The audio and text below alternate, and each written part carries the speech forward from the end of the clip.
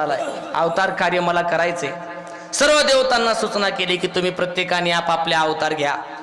लक्ष्मी मातेला सांगितलं तुम्ही कौंडण्यपुरामध्ये जाऊन भीमक राजाच्या पोटी जन्माला या। आणि मग म्हटले शेषाप्रती बोले लक्ष्मीचा वर, चला अवतार घेऊ आता। शेषाला म्हटले चला अवताराची वेळ झाली, कुठवर झोपायचंय, झाली म्हणे वेळ अवताराची। शेष बोले, शेष म्हटला देवा ती तुमचा अवतार जाणून तुम्ही जाणू, ती मला काय त्या भानगडीत पडायचं, तुम्ही तिकडे काही करा, ती तुमची पृथ्वी तुमचं ते जोपर्यंत मी इथं तोपर्यंत बरं आहे। मागच्या अवतारामध्ये मला असंच बोलून घेऊन गेलात, काय वनवास झाला माझा मला माहित आहे। हा काही मातेने वनवास तुम्हाला मागून घेतला, खरा वनवास कोणाचा उठला? खरा वनवास माझाच उठला। तुम्हाला वनवास उपवासी 14 वर्ष मला राहावं लागलं। कोण म्हटला? शेष। शेष कोण होते? लक्ष्मण महाराज। आणि आपल्याला काय अवतार घ्यायचं नाही म्हणे, मला ते पेचातच पडायचं नाही। आपला संबंध नसताना नाही त्या भानगडीमध्ये माणसाने पडू नये, आपल्याला यायचंच नाही म्हणे। भगवंत म्हटले अजिबात चिंता करू नका, मागच्या जन्मामध्ये तुम्ही अनुज झाले होते, या जन्मात मी अनुज होईल।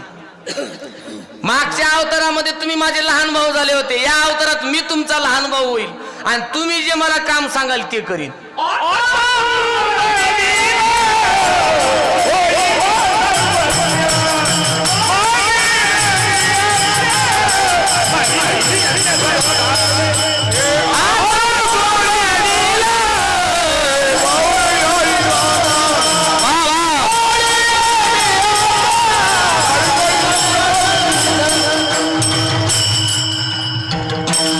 आता तू वडील होई बा सर्वज्ञ, पाळीन मी आज्ञा तुझी बारे। हे शेषा आता तू वडील हो आणि मी तुझा लहान भाऊ होईन आणि तू जे बोलशील तसं वागीन मी। फक्त म्हणलं तेवढं, देवानं फक्त म्हणलं, त्याचं नावच कृष्ण आहे। जसा बोलला तसा कधीच वागला नाही।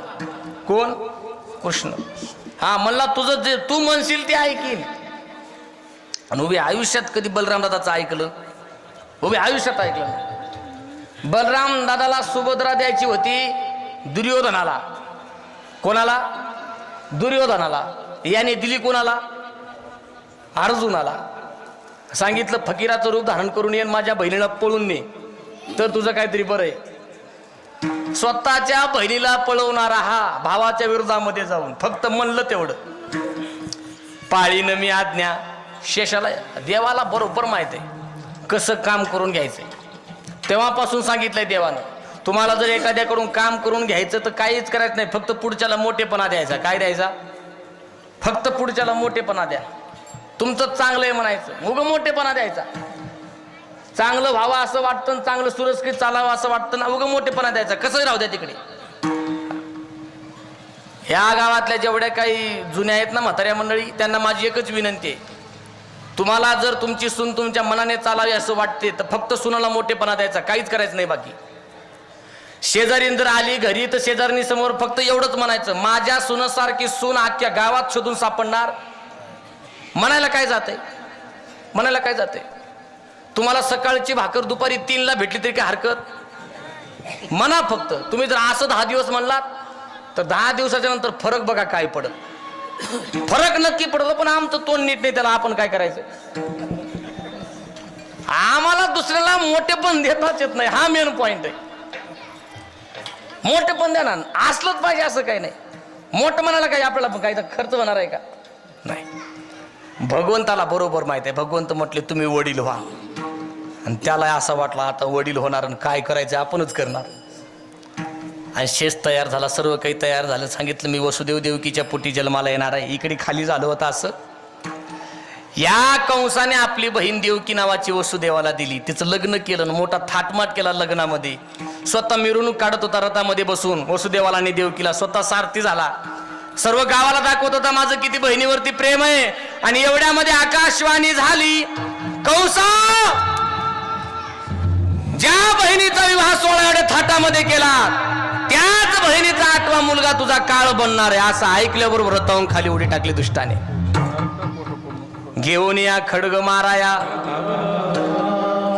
देवकीचे केस पकडून रथावरतून खाली वळलं खड्ग काढलं, म्यानातली तलवार काढली आणि मस्तकावरती चालवणार.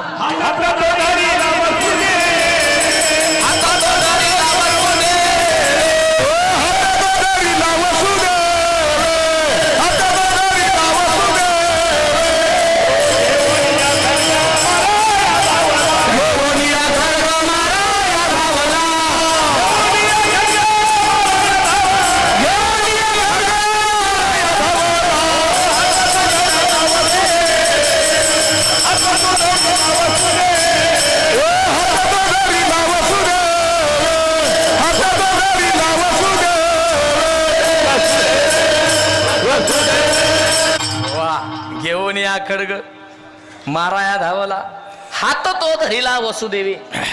वसुदेवाने हात धरलं, सांगितलं कंसा का मारतोय? हिचा 8वा मुलगा मला मारणार आहे. हिचाच गळा कापला तर 8वा कुठून येईल? न रहेगा बास न बजेगी बासुरी. बासच राहणार आहे तर बासुरी वाजल कशी?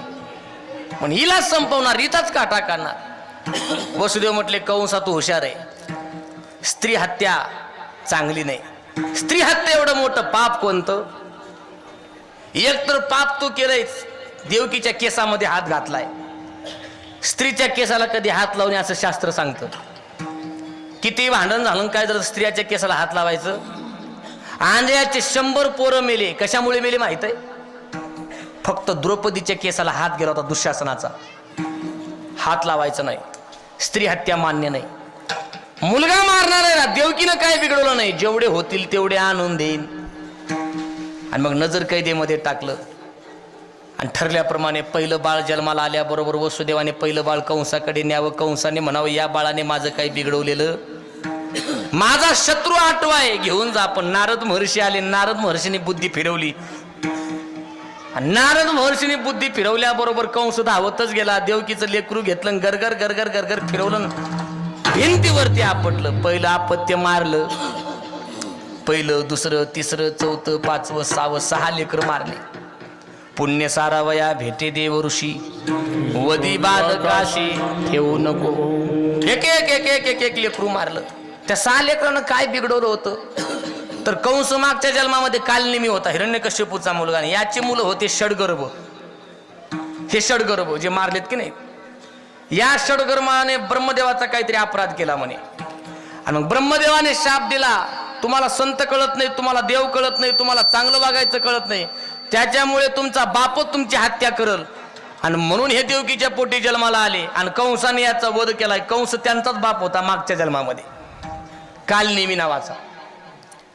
पुनर्जन्माचा इतिहास आहे त्याचा. 6 मारले. 7वा गर्भ आता शेषनारायणाचा आहे. गर्भ हळूहळू हळूहळू वाढायला लागला.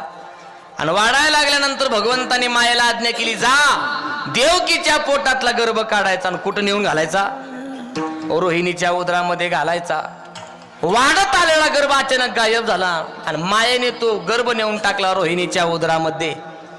गोकुळामध्ये जेव्हा बघितलं रोहिणी गरोदर आहे. रोहिणी ही वसुदेवाची बायको आहे, देवकीच्या अगोदरची. नजर कैदेमध्ये टाकलं तर वसुदेवाने नंदरायाकडे ठेवली होती ती. कंस काहीतरी हानी पोहोचवेल म्हणून. आणि तिच्या पोटामध्ये तो गर्भ धारण केल्यानंतर चर्चा सुरू झाली. तिथे एक आकाशवाणी झाली, सांगितलं अजिबात रोहिणीवर कोणी संशय घ्यायचा नाही. हे जे आपत्य आहे हे कोणाचं आपत्य आहे? वसुदेवाचंच आपत्य आहे. आणि मग आता भगवंताच्या अवताराची वेळ आली. देवकी 8व्यांदा गरोदर राहिले. कंसाने पहारा मात्र कडक केला. हळूहळू हळूहळू गर्भ वाढायला लागला. आणि जसा जसा गर्भ वाढतोय, कंसाने यावं, कंसाने देवकी पाहावी, पण आता मात्र मनामध्ये भीती वाटावी. का? कारण ते देवकीचं तेज, देवकीचे तेज दिसे जैसा सूर्य. कंसाचे हृदय जळत असे. कंसाचं हृदय जळायला लागलं. देवकीचं असं तेज पसरलं होतं, असं तेज पसरलं. कंसाने बंदीखान्यामध्ये सर्व काही सुरक्षा वाढवली. हळूहळू दिवसामागे दिवस, दिवसामागे दिवस गेले. अवताराची वेळ आता जवळ येते. प्रतिपदा आली, द्वितीया आली, अष्टमीचा श्रावण महिना आला, त्याच्यानंतर प्रतिपदा